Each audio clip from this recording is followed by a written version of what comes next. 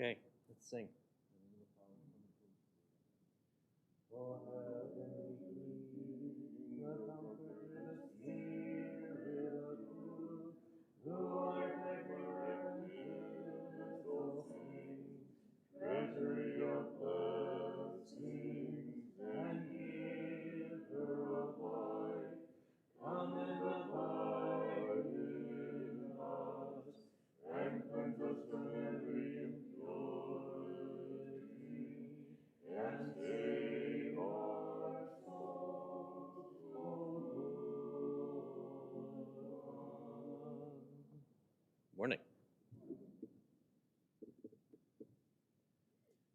Last week we said that we would look more at the human person and a little bit in terms of seasonal things, the questions of spiritual evil in the garden and the implications of that.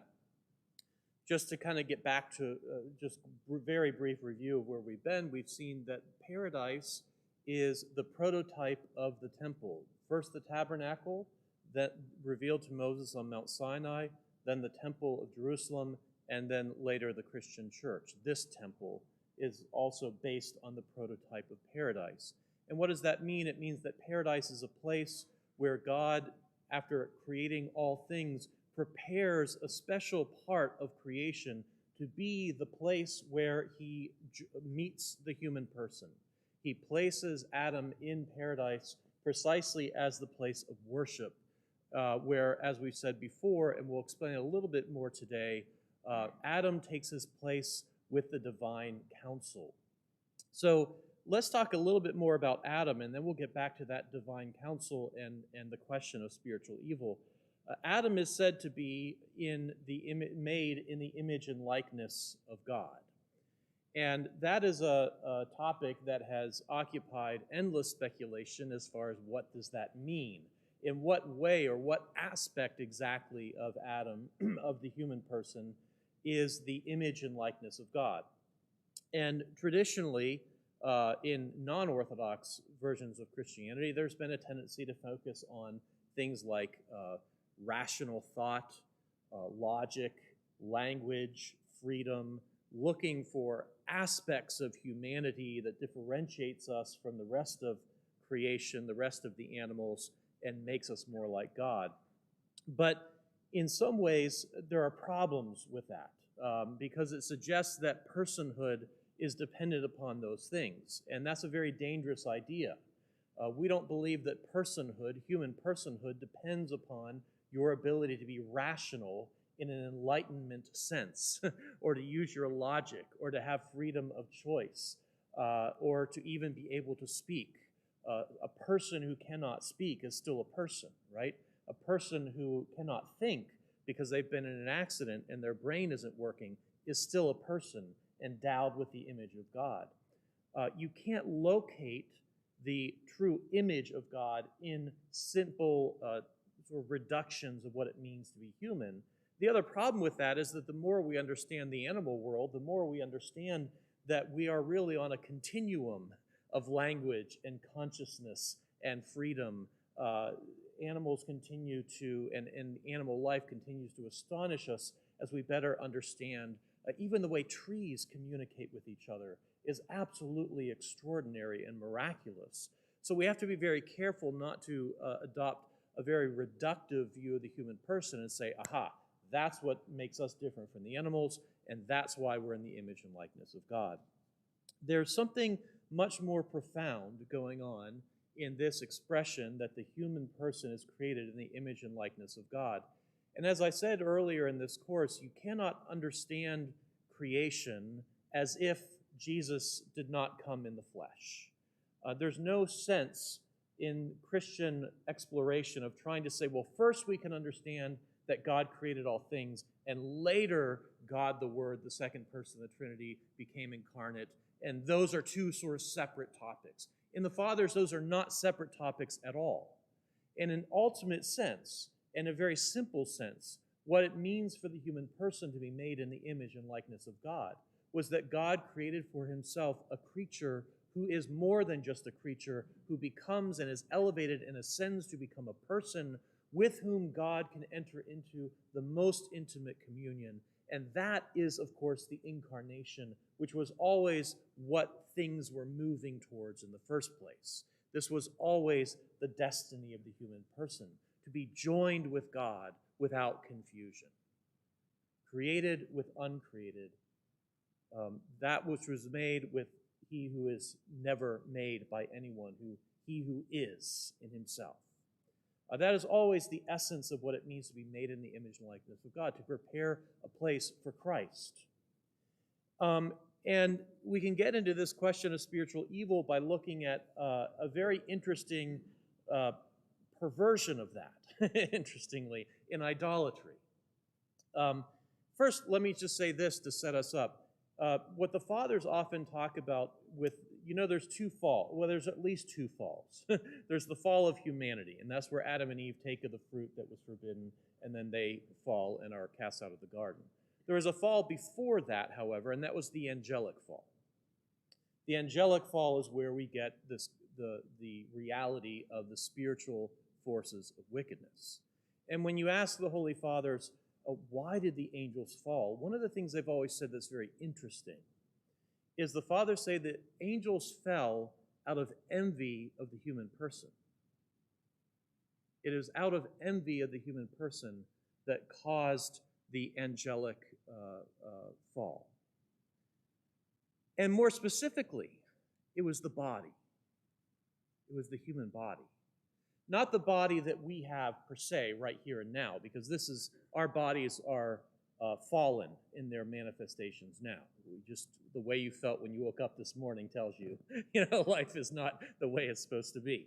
Our bodies are in a fallen state, but our physicality and our body is what triggers Lucifer to rebel against his creator and the other ranks of angels that joined him. Now, we're going to explain exactly what that means a little bit more today by looking at what the ancient world understood by idolatry.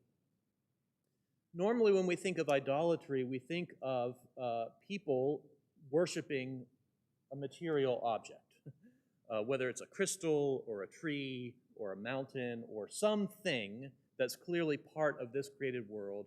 And people say, oh, it looks powerful or it feels powerful, a volcano erupting. Let's go worship it because there's power there. And so we normally think of nature worship when we think of idolatry. In the ancient Near East, though, idolatry had a very, very specific component. Idolatry was the creation of, and this is how it happens in its later stages, the forming and creation of a temple, a preparation for a place of worship, the final act of which is to put the image of the God you wish to worship in the temple. And normally that's going to be a statue. You create a statue, you put that statue in a holy place, and then you undergo a ritual in which you, quote, open the nostrils of the statue. And some of these ancient idolatrous statues actually had pronounced open mouths or open nostrils. Why? So that the spirit that you wished to worship could enter into the statue, right? Could inhabit it, right? So we're playing with a couple different ideas here. There is an image of the God you wish, and here when we say an image of the God, we really mean an image of the demon you wish to worship. Let's be very clear about that. We're talking about not the worship of the true God, but the worship of spiritual fallen powers. There's an image of that God, and then there is an inbreathing into that image, and then there's a worship of that God as an idol. And this is how they understood idolatry. They didn't just worship wood and stone. They worshiped something that contained the God they wished to serve, or the God they wished to have do something for them. And that's where it gets very interesting, because these statues ends up, you have to dress them, you have to clean them, you have to feed them.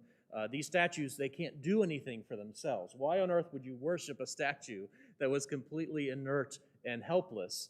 But that betrays our different understanding of worship. In the ancient world, what they were doing when they were worshiping idols was they were trying to get God to do something for them.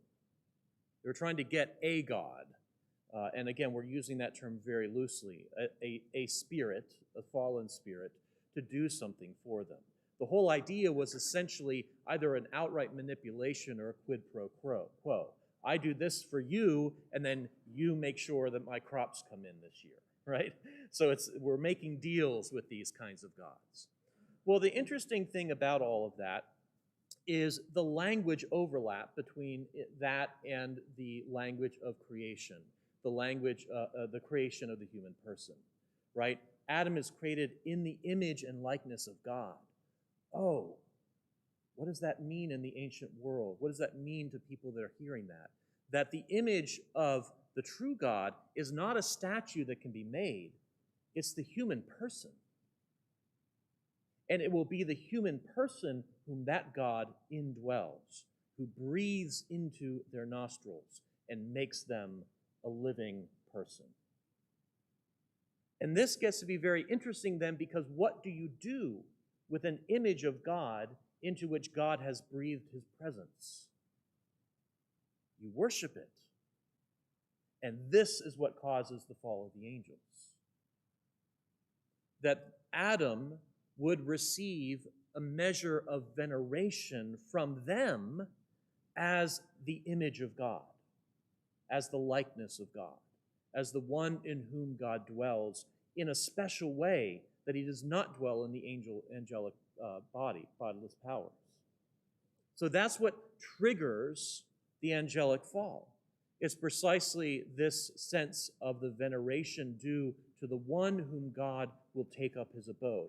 Now, obviously, what this is looking towards, and I think the only way we can properly and safely understand these dimensions of the story are to understand that ultimately we're talking about the worship of Jesus Christ as the image of the invisible God, the one in whom the fullness of humanity and the fullness of divinity meet in one divine person, God the Word, right? So the veneration of Adam as the image of God is always looking towards, is always ascending towards the incarnation of God the Word. That's always the idea that God had set apart the human person for a purpose which the angels themselves were to serve, and which the righteous angels gladly have done, and the rebellious angels have said, no, they should worship me. I'm not going to worship them. I'm not going to worship Christ. I'm going to fight the image of God. And so what do? They inspire people to create false images. These are the idols, you see.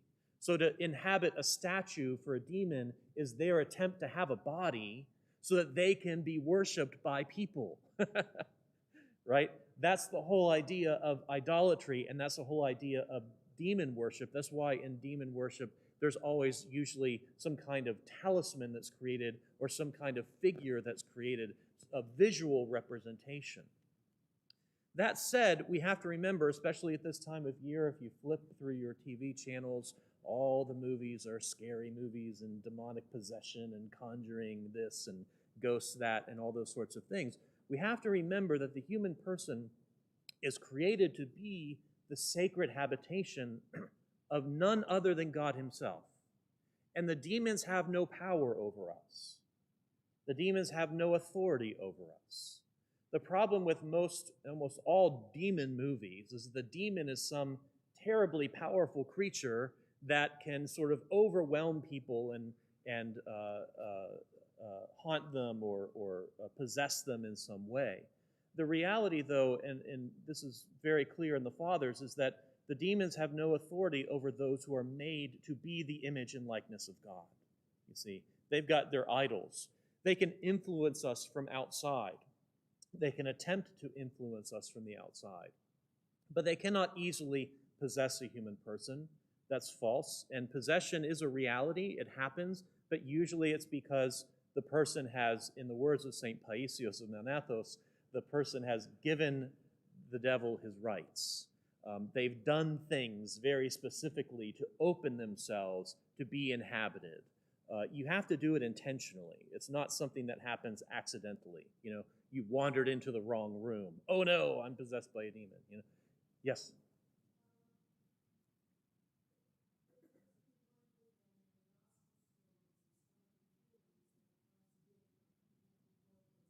Yeah, yeah.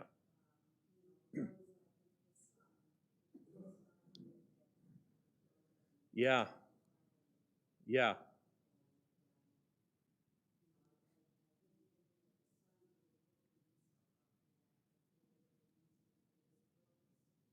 Yeah, and that's an interesting case because I think one of the thought one of that in that particular case is when Jesus says, "Oh, perverse generation, how long am I to bear with you?" And that's precisely what he's referring to. One of the things that's a subtext into a lot of our biblical stories of exorcism of the possessed is that for ancient people, even if they knew that they were to worship the one God, they still were often tempted to play at worshiping at other shrines. In the ancient world, the worship of gods and idols was far more common than it is today for us. We worship a different God in America. We don't worship obvious demons. We don't worship obvious idols. We don't bow down to statues. But in the ancient world, that was a very common thing. And so even if you were a faithful Jew, you might be tempted at times to think, oh, things aren't going my way, and over there's a shrine to, Moloch or Baal or some other creature that we understand is not a god, but is a fallen angel. It's a demon. And so they would oftentimes be tempted to enter into the worship of false gods. And that opened them up to things. But I think we also can point out, and here if we were to sort of catalog all the different possession stories in the New Testament, it's important to know the difference between an outright possession and something where there's a demonic presence or there's a demonic influence. There can be there's a continuum of this affliction, if you will, where those who are actually possessed, like the young man, that's an actual possession, but some others, probably it was more a case of demonic influence that Jesus is casting out away from them. So it depends on the situation. But I think the long and short of it was really quite easy. It's like the Israelites worshiping the golden calf.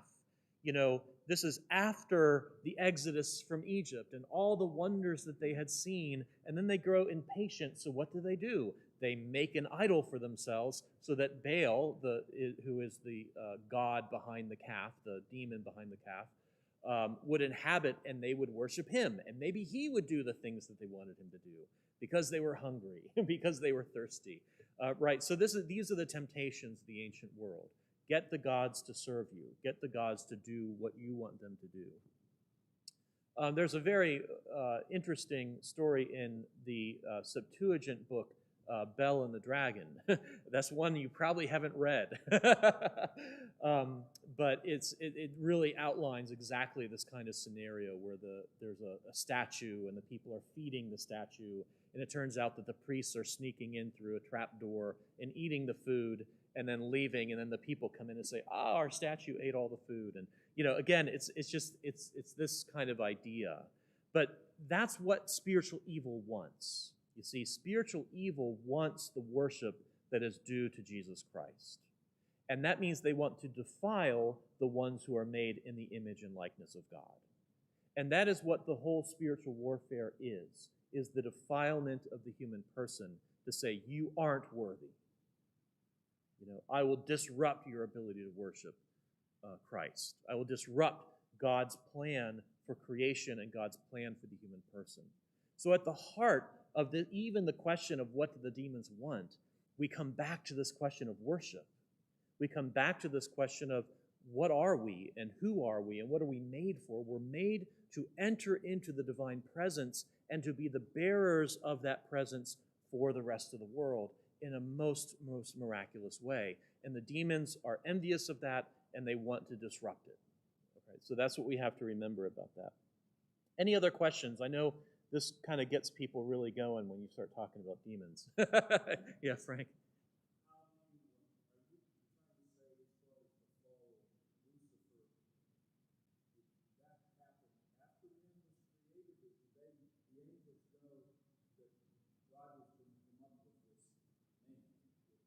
Right.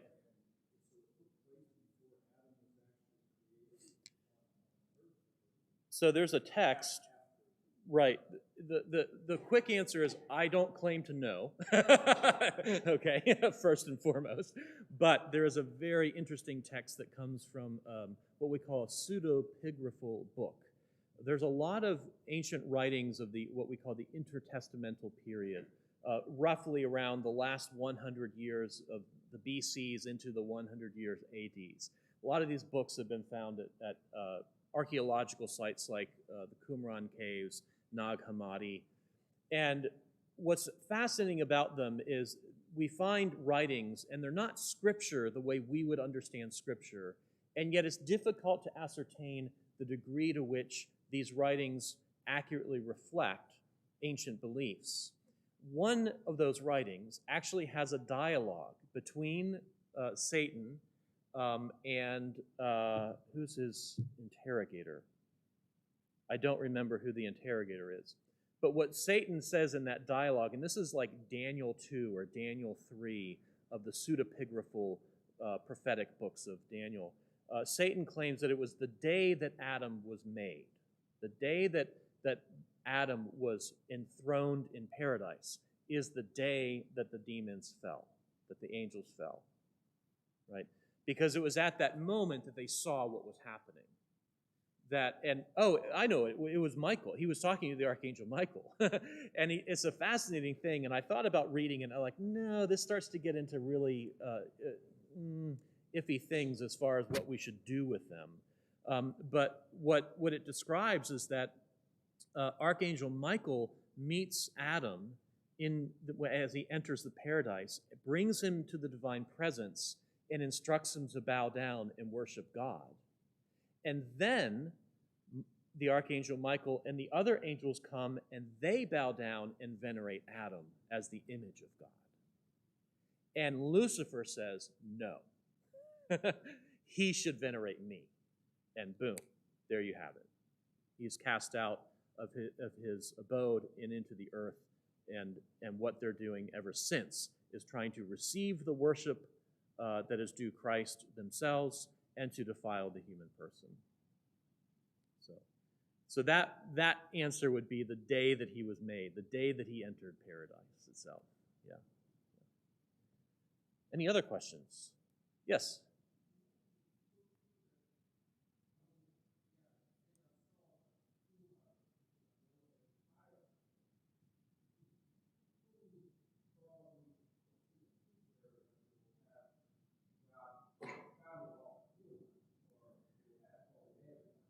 Yeah.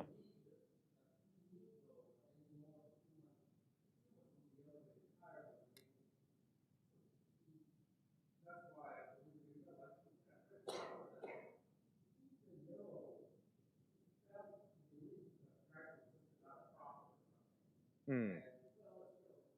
Yeah. Yeah.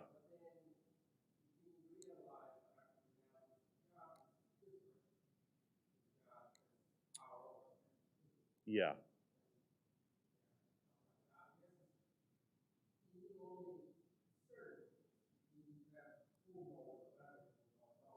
Right. Yeah, absolutely. And only God is omniscient. And only God truly knows all that's coming. And so when it comes to the spiritual forces of wickedness, they're guessing.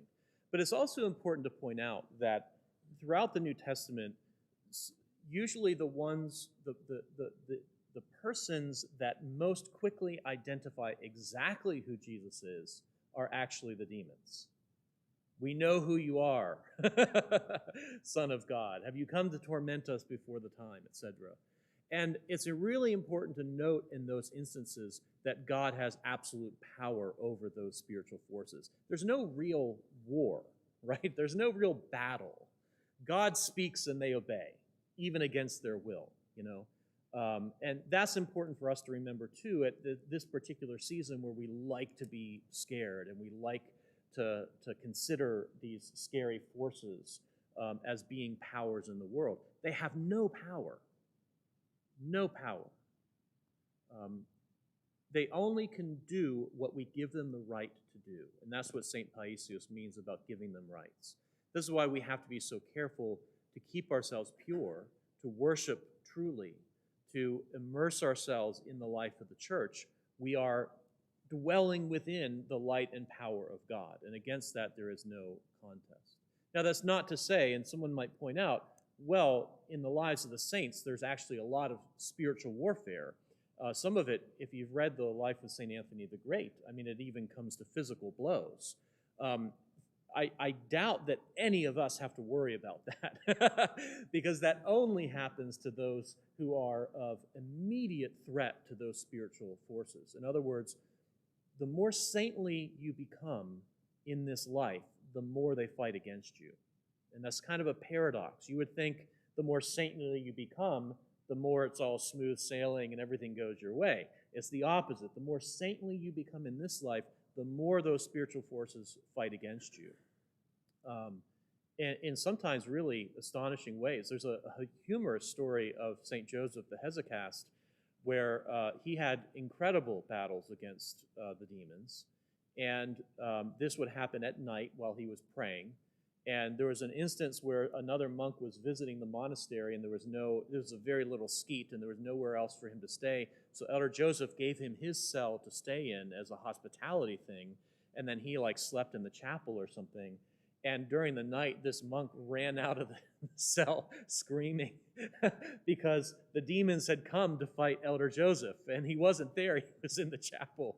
They mistook this other monk for Elder Joseph, and the other monk left at 4 in the morning, 3 in the morning. He just took off and said, "I can't stay here." He was terrified. So even monks get frightened. But here we're talking about high levels of sanctity. High levels of sanctity. Let's talk about a couple other things. The other aspect of being in the image and likeness of God, which is really important, is the degree to which, and we've already been mentioning this in the last couple of weeks, the degree to which the human person is to cooperate and participate in the continuing of creation. Creation is not something that is completed and then is over. Creation is something that continues until it finds its final fulfillment in paradise, spreading to all the world. And that's that image of the incense moving in various portions of the temple, spreading the fragrance of paradise to all the dimensions of the world. And each Christian temple, Orthodox temple, is a microcosm of the cosmos itself. Everything from the heavens in which Christ dwells to the outside, the outer darkness, which is out those doors, out that way. But we're always in the act of spreading paradise, right? And we do that by fulfilling God's call to be the embodiment of His presence in creation. That's what it means to be the image and likeness of God, to be the embodiment.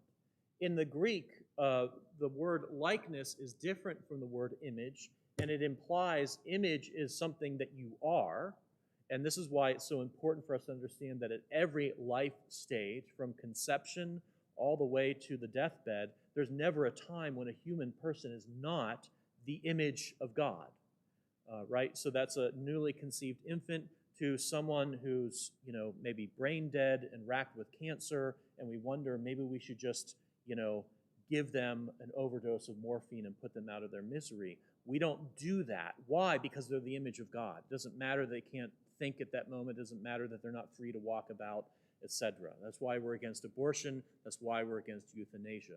You are the image of God. But the likeness of God is something that we are called to attain. And that likeness is precisely the realization of what it means to be the presence of God. That's why the saints are so important for us. The saints realize this presence, and when you meet a saint, as I've described before, you sense this presence. They're not like other people. That's also why people get angry at saints and want to kill them. And make no mistake about that. If they wanted to kill Christ, they want to kill the saints as well, and Christ promised us that. But why? Because they are the presence of God, and that is dangerous. That is dangerous. It's disruptive. It means I have to change. I can't continue living the life that I knew if I've met someone who has fulfilled the likeness of God. Oh my goodness. Now all the trivialities of my life seem precisely that, trivialities.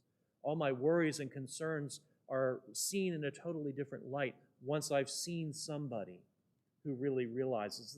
This is why it's so important for us to be reading the lives of saints, the words of modern-day holy elders and eldresses, people that have achieved the likeness, not through their own efforts, but by grace and with their cooperation.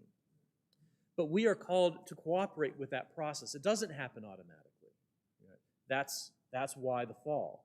And there's a differentiation here in the Hebrew, and the Western tradition usually favors the Hebrew version of the Old Testament over the Greek version, the Septuagint, which was very clearly the Old Testament version of the time of Christ. In the Hebrew, there's no real distinction in the words image and likeness. Both are realized at once. And the problem with that is it leads to something that I was talking about in last week's sermon, which is this idea of Adam and Eve are therefore already have achieved everything, and they're in a state of unmoving perfection in the garden. And what that means is the fall must be God's will, right? And evil must be God's will, because that's where your logic takes you once you do that. Notice that in the Fathers, when they translate the translators, the 70, that's where we get the word Septuagint, 70 translators in Alexandria, Egypt, which was a Greek city founded by Alexander the Great. Greek-speaking Jews translate the Old Testament scriptures into Greek. That becomes the Old Testament scriptures, or really just the scriptures. Whenever Christ says the scriptures in the New Testament, he means just the scriptures of Israel. Those are the scriptures, and that contains then for those people that distinction between image and likeness. That likeness is something that we have to attain. And one way that they do that is they're told, Adam and Eve are told, to fill the earth and subdue it. I just want to mention very quickly that word subdue or have dominion has been misinterpreted drastically over the course of history. And some people have used that language to justify this idea that as human beings we should do to the rest of creation whatever we want for our own reasons. And that is clearly not what the sacred scriptures mean. They don't mean destroy creation if it, profits you. It is a divine vocation. What does God want of his creation? God wants creation to be raised up as a paradise of life where he meets his creation in the person of man, right? So God wants paradise to spread. And as we described before, that paradise, last week we talked about this, paradise doesn't mean the absence of civilization necessarily. In fact, paradise is the source of civilization. And that's the meaning of the 4 rivers that are coming from paradise. But paradise doesn't mean live primitively for the rest of history. That's not what that means. It means take what is here and spread it to the rest of the world. Are there any Tolkien fans here? Any Lord of the Rings fans? I don't see any hands. Oh my goodness. But if you've ever seen the movies, the Lord of the Rings movies, if you want, one of the things Tolkien was going for with the civilization, I'm sorry, this is an aside for those of you who have no idea what I'm talking about, but what paradise would look like in Tolkien's estimation would be like the habitations of the elves in those stories, right?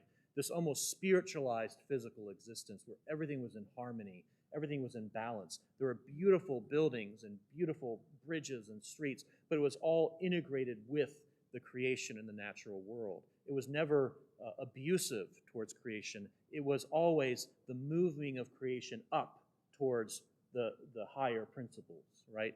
So it's an interesting take on it. But that's the idea. And it also means, and here we'll end with this before we start the hours, it means something else that's really significant, and I could talk about this for hours, so I'll just talk about it for a minute, because it's a particular interest to me. Nature is not natural unless the human person has raised it up to God. And that is almost the exact opposite of the way that we think of nature and really a few centuries of the conservation movement. in the conservation movement in the Western tradition, we would say that natural and nature is what the world is like when there are no people there. Okay? So we even have places called designated wilderness areas. And what that means is they're usually large tracts of woods and mountains and streams and forests where you're not allowed to bring motorized vehicles of any kind. You can go into them, but you can't bring any kind of human invention, any kind of human technology into them. And the idea is that nature is only natural if the human person stays out. And the biblical worldview is the exact opposite. The world is only natural when the human person goes into it, raises it up to its potential to be an element of the worship of the true God. So there's no place on the planet, there's no place in the cosmos that we are not called to go and spread this paradise. And that's, what in the Gospel of St. Mark, at the very end, when the Great Commission occurs, the disciples are told, go forth and preach the gospel to all creation. To all creation, preach the gospel. Not to all people, but to all creation, which of course includes all people. Raise up this very earth to be the true worship of the true God and not a false idol. That is the destiny of the human person. That is what it means to be the image and likeness of God, to be the fullness and to attain to the habitation of God dwelling within us, to become holy God bearers. That is our great task in life. Okay, again, I feel like I'm just getting started there, but we need to stop and begin the hour. So next week we'll come back, and next week what we'll do, I'm going to sort of move on from creation themes and go right more into talking about the structure of the temple and the correlation between the temple and some of these creation themes, but more specifically what we do in the temple, pragmatically speaking. So we're going to take a turn in the next weeks to get much more like, okay, remember when we sing this hymn? Now let's see what the implications of that are. So it should be very, very, very fun. Thank you.